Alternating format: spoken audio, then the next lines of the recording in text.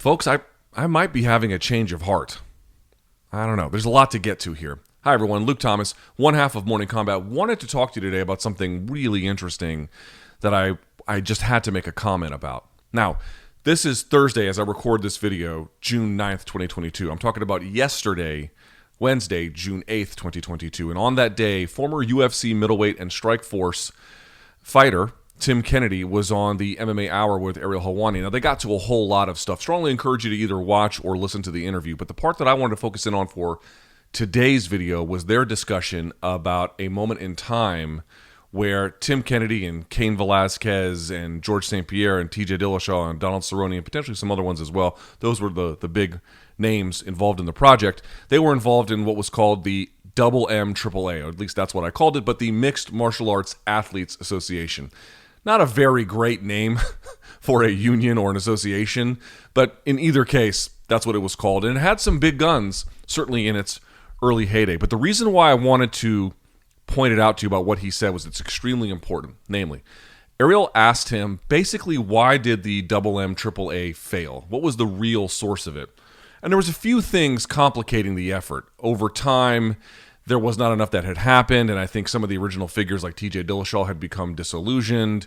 Also, there is some evidence to suggest that between Cerrone and Dillashaw, that after their public display of support for the MMAAA, that the UFC had actually increased their purses between fights as a way to probably compensate them, or to perhaps persuade them to not pursue these efforts anymore. Or perhaps they were feeling generous. But the point being is that's actually not the reason why it ultimately collapsed. In fact, what Tim Kennedy said is, and you can go and read his quotes, and again, you can see the interview for yourself, but here's the gist. The gist was they thought they had to make a big splash with some big names, mission accomplished, and then they were going to go to gyms piece by piece to get these guys to sign up, because you don't need the full roster to do it. You actually need a pretty small proportion to do it. But that proved extremely challenging. In fact, what he said, and the part to me that stands out as the most interesting, was that, and this is why it's basically, to me, almost worst case scenario. What he says is they did not go to gyms and encounter what I would call ideological resistance. In other words, they didn't go to a gym and say, hey, we would like to talk to you about the benefits of unionization or forming an association, which is a little bit similar but different. For the purposes of this conversation, we'll say unionization. It wasn't like they encountered a lot of folks who were saying, I don't see the benefit here, this would not serve my interests, I don't know what I would get out of this. In fact, what he says is that there was actually a strong amount of ideological support. Most of the fighters that they encountered believed that that thing, should it come to fruition in some kind of theoretical sense, would be beneficial for them.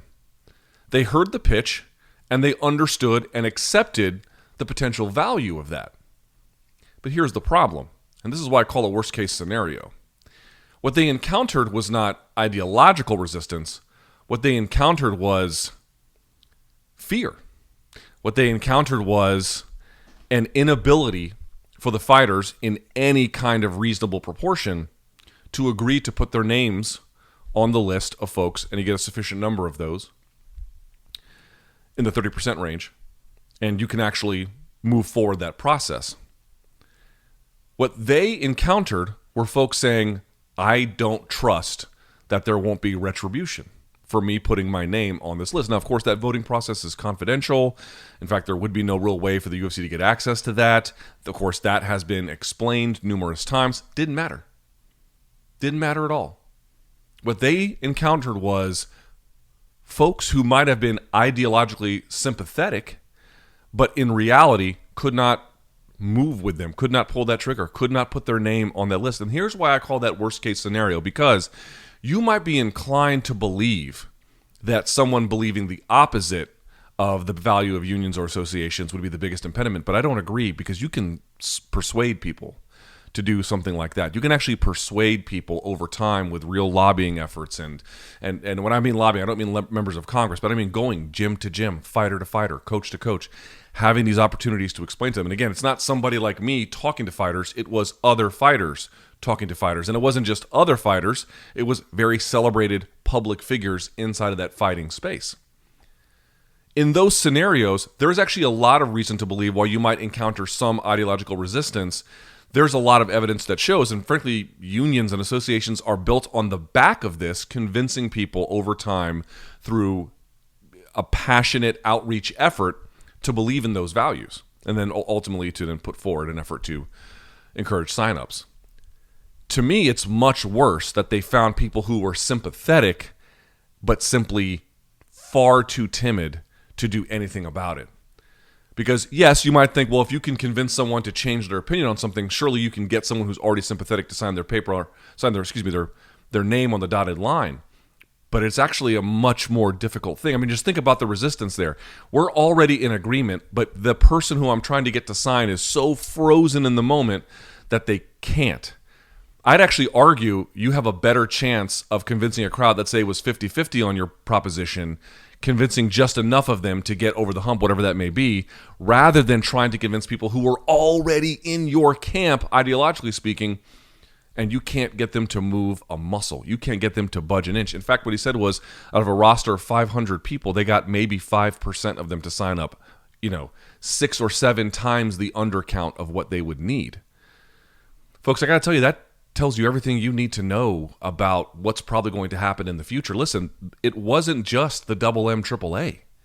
There were other associations and or union efforts to move this along. You guys remember Jeff Boris around the same time in 2016 tried something called the Professional Fighters Association. They haven't tweeted since 2017, I don't think. I looked at their Twitter account today. And of course, we all know famously Project Spearhead. In all 3 cases, which, by the way, come from different directions. MMAAA, yes, it had Bjorn Rebney, who had something of a fraught relationship with the MMA industry and the MMA fan base, but remember, he's standing next to St. Pierre. He's standing next to Velasquez. He's standing next to Cerrone and Dillashaw. And then, of course, Tim Kennedy. He actually had some real support. There was someone bankrolling it along the way. There was something to this. And again, with Project Spearhead, you had Leslie Smith and you had Ally Quinta and some other ones as well trying to push that effort. So you had, in the case of Jeff Boris with the Professional Fighters Association, the PFA, he was part of the litigation team for the Ballingy Group, which at the time was representing Nate Diaz. They saw these contracts and they're like, this can't be real. So they then tried to get a unionization effort going. Project Spearhead tried to get a unionization effort going. MMAAA tried to get a unionization effort going. And in all 3 cases, they encountered the exact same thing. Hey, guys, we like your message. In theory, it sounds great if something like that were to ever happen. But we don't trust the process by which this has taken place, by which this will take place, and we fear retribution. Now, you can say that that's Tim Kennedy's version of things. You can say that that fear that those fighters might have had may have been irrational given some of the safety and privacy protections that were in place. But it doesn't matter.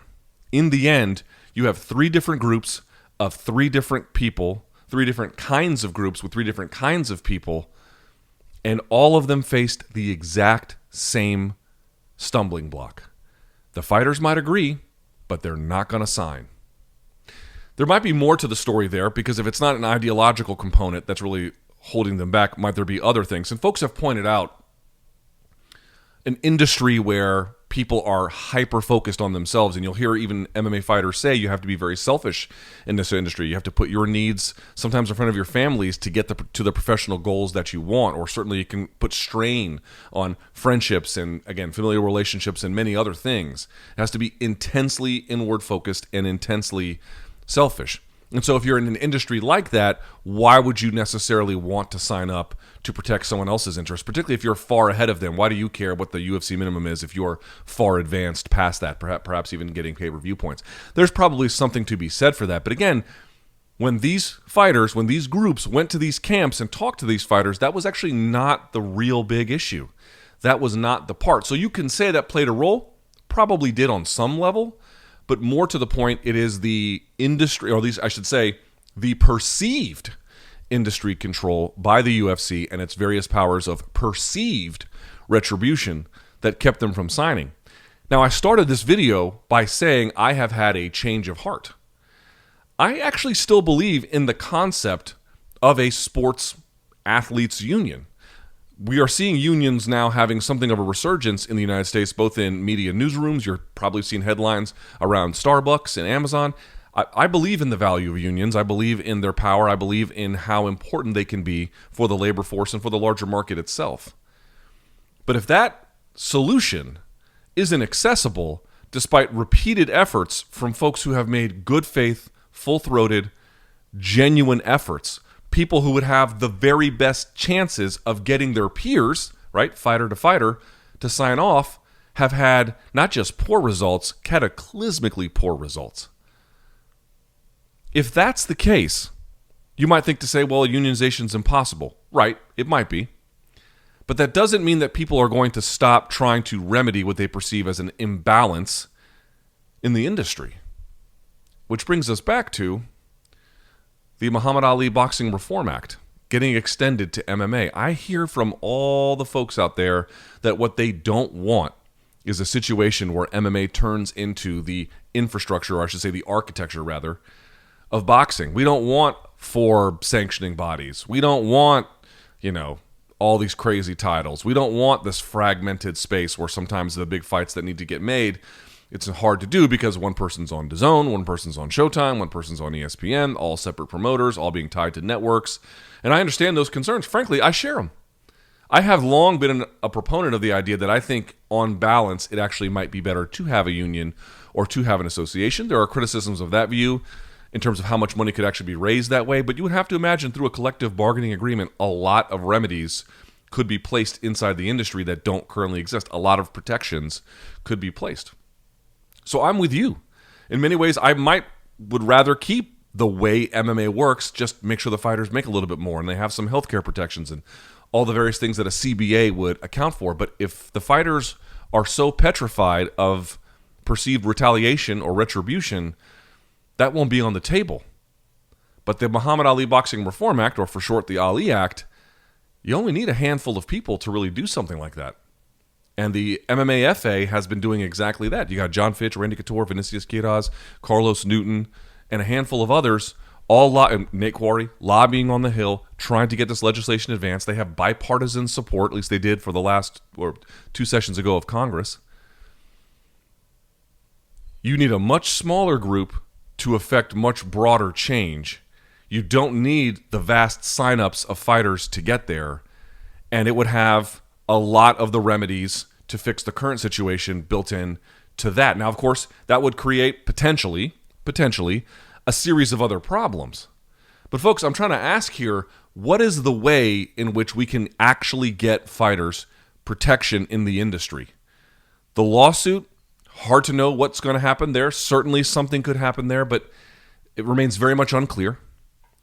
The other one would be unionization, which we have seen now a series of very good, at least on paper, efforts utterly collapse in short order. And then there's the Ali Act. If you don't want, and any fighter watching this doesn't want the Ali Act to ultimately change the industry, which by itself is debatable. There could be more good things about it than folks recognize, but of course there's going to be a series of trade-offs in either direction. But if you don't want that, but yet they also won't sign up for a union, I don't know what to tell you. I really don't. There is nothing to tell you. It will either be one of those three. The lawsuit could potentially do something, but again, very much speculative, very much in the not near term. Unionization could potentially be done almost in a matter of months if there was enough institutional support for it among the fighters, but clearly that isn't on the table. And so that leaves us with the Ali Act. It leaves us with what would be a profound change to the industry, but frankly, the only truly accessible potential remedy that exists. If you actually say that you're in favor of fighters getting more money, well then say out loud what that mechanism is. Is it the lawsuit? Fine, but that isn't going to be anything that serves anyone in the near term. Is it unionization? Fine, I think it's a great idea, but that is definitely not something that is going to happen in the near term, if ever, given what Tim Kennedy was saying. And then that just leaves you with this one, which, by the way, certainly they've not gotten the Ali Act to be voted on both chambers of Congress, then sent to the president's desk. If it was, it's hard to know how current President Biden would sign it, or if not. With the previous president, Trump, it was unclear exactly how that would go, even if it made it to his desk. Like, none of these things are guarantees. But if you're asking what is the likeliest mechanism in the short to medium, potentially long run as well, but certainly what's the one that's most accessible, even with all of its hurdles getting through Congress, which is no easy task, it would be the Ali Act. There's no traction for a union. And the lawsuit is deeply speculative, if at all a remedy we'll have to see.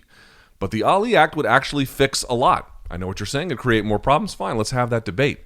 But you can't go out there and say, I want fighters to make more money, if you are also unwilling to admit that the thing that you potentially, and I know I'm talking to a lot of MMA fans here who are seeing this, if you're against turning MMA into boxing, well, fine, but what is your solution?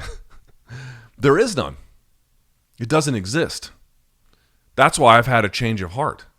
I don't know that you can convince broad swaths of the fighter community to sign up for something that even they, in large part, recognizes in their interest. I think if you're going to do it, you have to get a small group of folks who can focus in on a legislative solution and work towards that. Because short of that, what is going to make fighter pay go up? Nothing. The UFC is a business that's going to run their business above board, and it's going to run it in their interests. So unless your whole concept of getting fighter pay to increase is simply generosity, mercy, their magnanimity, then you don't have a plan. There is no plan. You can't actually say you're in favor of increasing fighter pay if your answer is maybe Bitcoin will go up when they get these crypto awards that the fans vote on after fights. Yeah, maybe that will affect a very small amount in a positive direction. Great. What's that got to do with the vast majority of fighters who will never sniff any of those benefits? What is something that you could do in the industry that would affect them at scale, that would get them from the top to the bottom? Somebody would get a benefit all the way through.